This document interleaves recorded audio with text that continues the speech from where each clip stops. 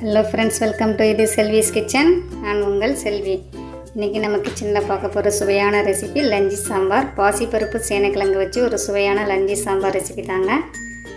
இந்த ரெசிபியை வீடியோக்குள்ளே போய் பார்க்கறதுக்கு முன்னாடி இது செல்விஸ் கிச்சனை சப்ஸ்கிரைப் பண்ணாதவங்க சப்ஸ்கிரைப் பண்ணிக்கோங்க ஃப்ரெண்ட்ஸ். பக்கத்தில் இருக்க பெல் பட்டனை அழுத்திட்டு அப்படியே ஆல்ன்ற ஆப்ஷனையும் கிளிக் பண்ணிக்கோங்க. நான் அடுத்தடுத்து போடுற சுவையான ரெசிபி உடனுக்குடன் உங்களை வந்து சேரும்.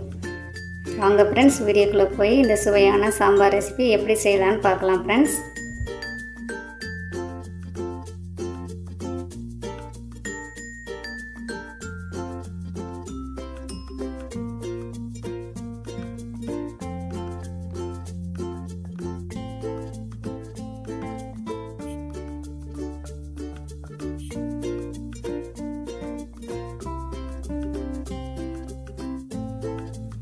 நூற்றி 150 கிராம் சிறுபருப்பு, அதாவது பாசி பருப்பு வாஷ் பண்ணிவிட்டு 1/4 டீஸ்பூன் மஞ்சள் தூள், ஒரு 5-6 பல் பூண்டு, ஒரு சின்ன பெருங்காயத்துண்டு சேர்த்துட்டு இந்த மாதிரி வேக வச்சு எடுத்து வச்சுருக்கிறேன் ஃப்ரெண்ட்ஸ். நீங்கள் குக்கரில் சேர்த்திங்கன்னா ஒரு 2 விசில் வச்சு எடுத்துக்கோங்க. நான் நார்மல் பாத்திரத்தில் வேக வச்சு எடுத்து வச்சுருக்கிறேன்.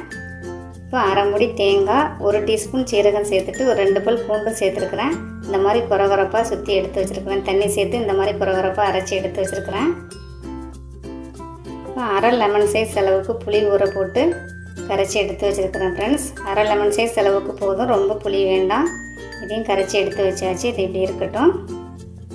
இப்போ 1/4 கிலோ சேனைக்கிழங்க தோல் சீவிட்டு நல்லா வாஷ் பண்ணிவிட்டு 2 பிஞ்ச் அளவுக்கு மஞ்சள் தூள் சேர்த்து கொஞ்சம் உப்பு சேர்த்துட்டு இந்த மாதிரி வேக வச்சு எடுத்து வச்சுக்கோங்க ஃப்ரெண்ட்ஸ். அவ்வளோதான். நம்ம இப்படி இதெல்லாமே இப்படியே இருக்கட்டும். நம்ம சாம்பார் செய்ய ஸ்டார்ட் பண்ணிடலாம். ஸ்டவ்வில் ஒரு பாத்திரம் வச்சு ஸ்டவ்வை ஆன் பண்ணிக்கலாம்.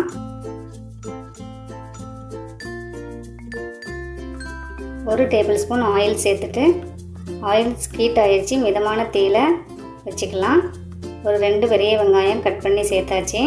150 கிராம் சாம்பார் வெங்காயம் சேர்த்துட்டு 4 பச்சை மிளகாய் சேர்த்துட்டு மிதமான தீயில ஒரு 2 நிமிஷம் வதக்கி விட்டுடலாம். ரொம்ப நேரம் வதக்க வேண்டாம், 2 நிமிஷம் போதும்.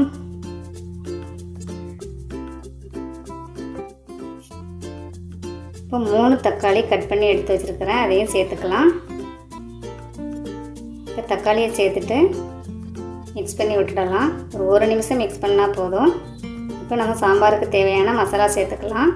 2 பிஞ்ச் அளவுக்கு மஞ்சள் தூள், 1/2 டீஸ்பூன் மிளகாய் தூள், 1 டீஸ்பூன் தனியாத்தூள் சேர்த்துட்டு லோ ஃப்ளேமில் 1 நிமிஷம் மசாலாவுடைய பச்சை ஸ்மெல் போகிறதுக்காக நம்ம வதக்கி விட்டுடலாம்.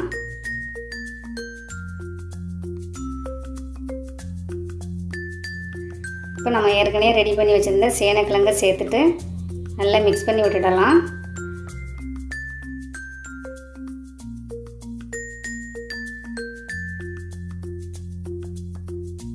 இப்போ 1/2 லிட்டர் தண்ணி சேர்த்துட்டு நல்லா மிக்ஸ் பண்ணி விட்டுடலாம்.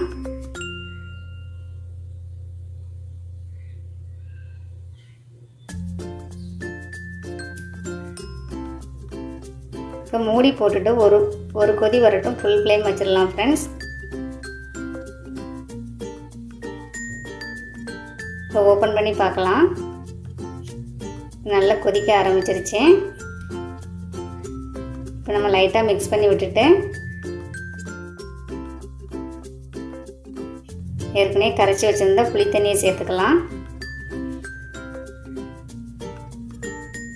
புளி தண்ணியை சேர்த்து விட்டாச்சு. இப்போ நல்லா மிக்ஸ் பண்ணி விட்டுட்டு மூடி போட்டுட்டு மீடியம் ஃப்ளேமில் ஒரு 5 நிமிஷம் புளியுடைய பச்சை ஸ்மெல் போகிற வரைக்கும் நம்ம கொதிக்க விட்டுடலாம். 5 நிமிஷம் ஆயிடுச்சு ஃப்ரெண்ட்ஸ். ஏற்கனவே நம்ம வேக வச்சு வச்சுருந்த பருப்பை சேர்த்தாச்சு. தேங்காய் மிக்ஸையும் சேர்த்துட்டு நல்லா மிக்ஸ் பண்ணி விட்டுடலாம்.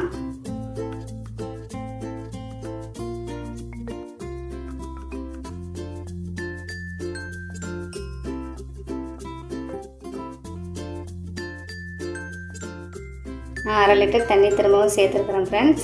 இப்போ நல்லா மிக்ஸ் பண்ணி விட்டுடலாம்.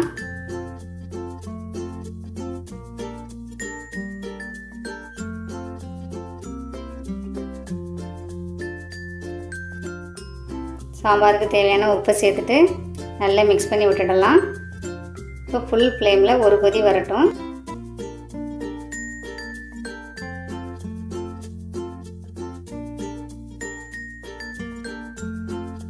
இப்போ நல்லா கொதிக்க ஆரம்பிச்சிடுச்சு. இந்த டைமில் நம்ம நல்லா மிக்ஸ் பண்ணி விட்டுட்டு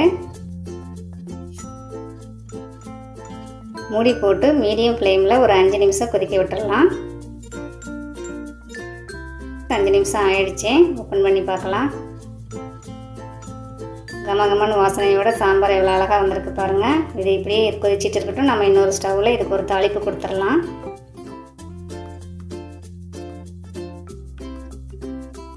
தாளிக்கிறதுக்கு ஒரு கடாயை வச்சு கடாயை ஹீட் ஆன உடனே 1 டேபிள் ஸ்பூன் ஆயில் சேர்த்தாச்சு. ஆயில் சூடான உடனே 1 டீஸ்பூன் கடுகு சேர்த்துடலாம். தாளிக்கும் போது லோ ஃப்ளேம் வச்சுக்கலாம்.